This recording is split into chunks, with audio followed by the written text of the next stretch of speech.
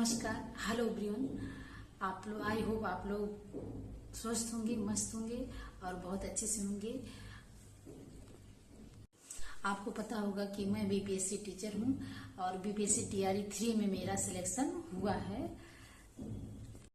Specially मैं 6 to 8 की teacher हूं और कुछ लोगों ने कमेंट किया है कि आप जो है टीजीटी एसएसटी की स्ट्रेटेजी बताइए, तो जिसके बारे में मैं आपको आज विस्तृत रूप से बताऊंगी कि कैसे तैयारी करें, कैसे बुक को पढ़ें, किस तरह से मैंने कम समय में पढ़ा था, क्योंकि वैकेंसी जरूर आएगी और चुनाव का माहौल है तो वैकेंसी 100% आएगी और एग्जाम भी होगा, तो जिसके लिए एक अच्छी रणनीति होना जरूरी है एग्जाम क्रैक करने के लिए।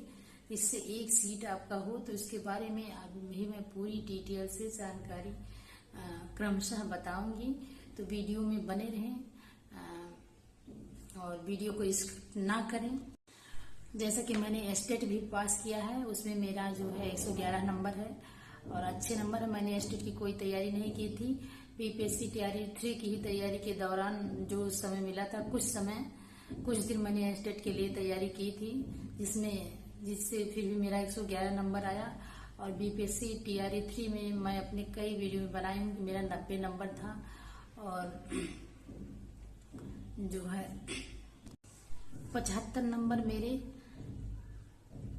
उसके क्या कहते हैं सब्जेक्ट के थे और 40 नंबर की मैंने कोई तैयारी नहीं की थी। उसमें मैंने एक तुक्का लगाया था, जो जिसकी वजह से मतलब कुछ जो आ रहे थे और जो नहीं आ रहे थे उसके लिए मैंने तुक्का लगाया था। एक ट्रिक का उपयोग किया था, जो ट्रिक मैंने स्वयं बनाया था कि जो नहीं क्वेश्चन आएंगे उसके लिए मैं इस ट्रिक का उपयोग करूंगी, यूज करूंगी, जो कि सफल रहा, सक्सेसफुल रहा। आज मेरा सिलेक्शन टीआरई 3 में हो गया है।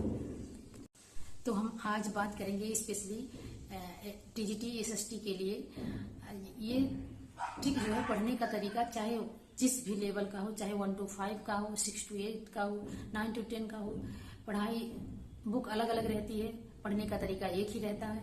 तो हमारे पढ़ने के तरीके पर भी डिपेंड होता है कि हम बुक को कैसे पढ़ रहे हैं, किस तरह से पढ़ रहे हैं, रिवीजन कर रहे हैं कि नहीं कर रहे हैं। ये बहुत ही जरूरी है, बहुत जरूरी मायने रखता है, जिसके लिए एक टाइम टेबल, सटीक टाइम टेबल होना बहुत जरूरी है, तभी जाके सिलेक्शन संभव होता है।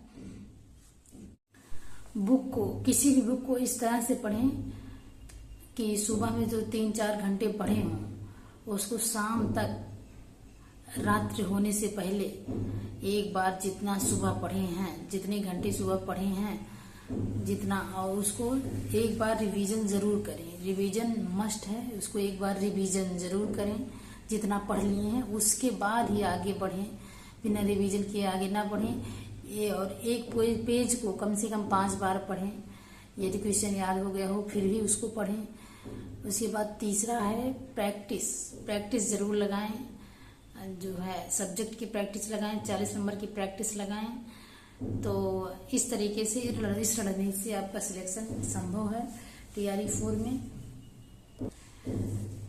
एग्जाम टाइम भी बहुत कम है और बिहार सरकार जो है, आप लोग देख ही रहे हैं कि टीआरई 1 की बहाली आई, टीआरई 2 की बहाली आई, टीआरई 3 की आई, 4 की भी आएगी और संभवतः 5 की भी आएगी। तो टाइम बहुत कम है, एकदम लग जाइए।